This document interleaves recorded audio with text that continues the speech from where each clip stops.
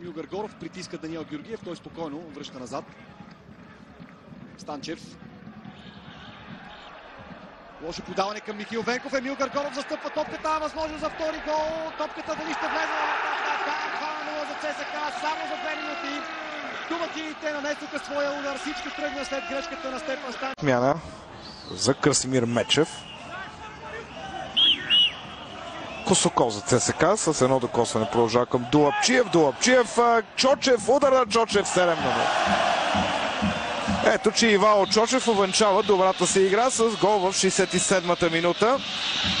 Трябва да отбележим. Може да ни убеди, че Емил Гаргоров без зад отбраната на Пирин Гоцелелче в този момент. Сега Ивайло Чочев успява да открадне топката. Чочев, мисля, че тук решава всичко в този матч. 70-та минута.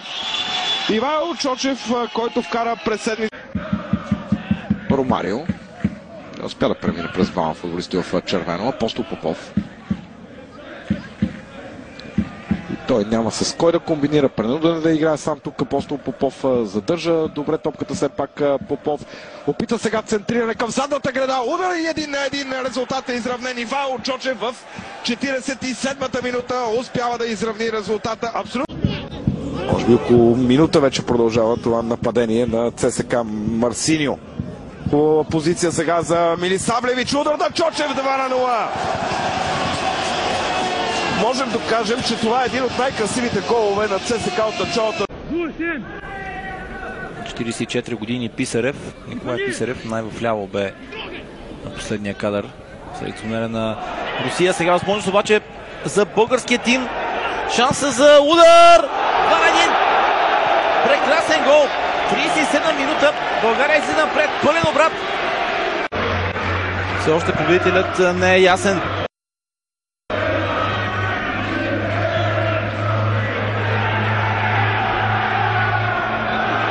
Игра на Чочев, опита и следващо подаване. Малко не достигна на Кирилов. Много е бърз Радослав Кирилов.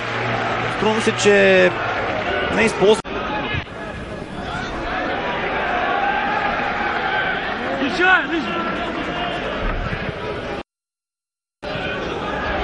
И пак Чочев. Хубав пас, няма засада.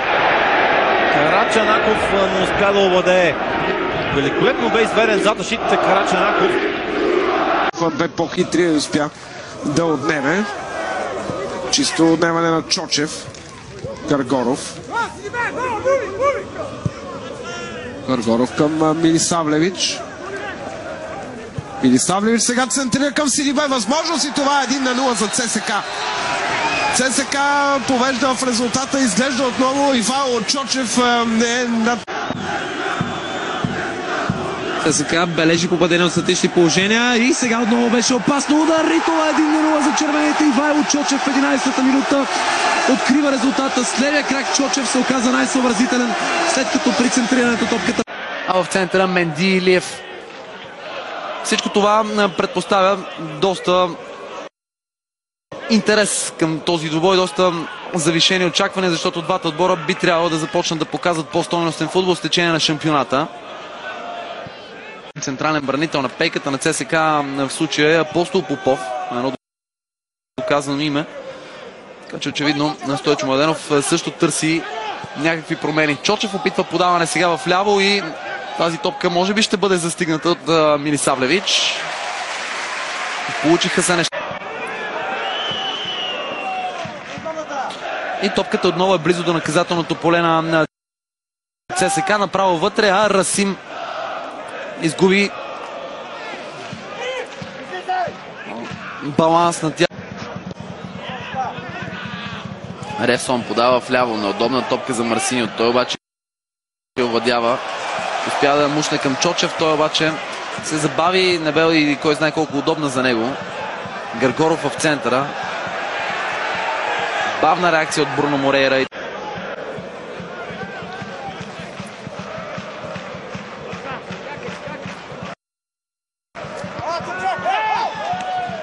Добро спиране на Гърди и контрол на топката от Марсиньо, който вече е време да подава. Няма нужда между трима да задържа топката. Прави го към Милисавлевич. Той е човека, който продължи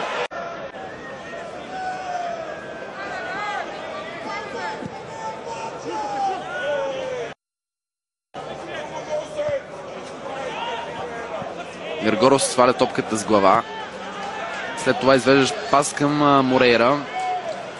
Той е надскочен. Сега обаче се реваншира и успява да чукне топката пред Стефан Станчев. Десният защитник на Черно море обаче си върна владението. И игра на сигурно. Праща трябва да се нагажда към позицията на вътрешен полузащитник. Играе може би с една идея по-напред от Ревсон. Нещо, което Адалберт Зафиров предрече в нашето студио. Сега двойно подаване именно на Чочев с Морейра. На добра техника на Чочев. След това обаче се подхлъзна, когато потърси нов пас. И това е края на полувремето. ЦСКА удари Гъргоров. А сега и Марсиньо. Но резултатът е почти един и същи. Освен за градата на Марсиньо, трябва да ви напомня и за това, че Гъргоров прати топката в мрежата. Атака, ако нямаше вдигнат флаг, тъй като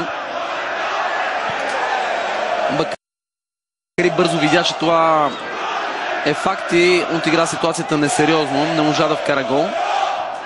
А чувате, може би, активността на феновете. Това бе от доста месеци не е играл на професионално ниво, тъй като е бил без отбор и е лекувал контузия.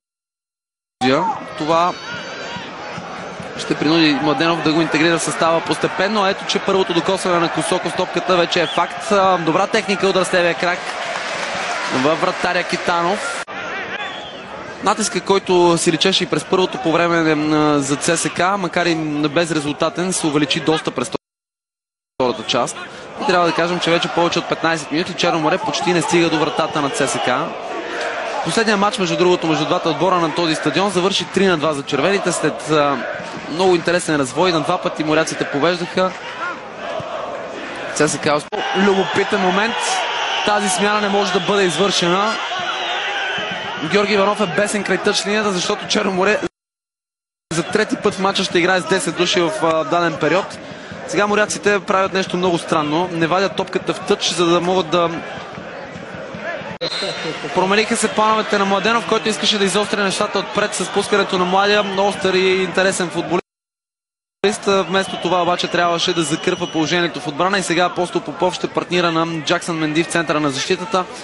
Двамата играха заедно и в първите два матча от Апостол Попов. Момент, в който ЦСКА можеше не сам да създаде положение за съперника. Подаване в център за Гъргоров. Той не успява да овладее след опита на Чочев да го намери. Сега Морейра към Косоко. Косоко е срещу Венков. 1-1. Косоко е много силен в такива ситуации от това, което виждаме вече 20 минути. След това центриране за далечната града. Малко дълго обаче изпрати топката.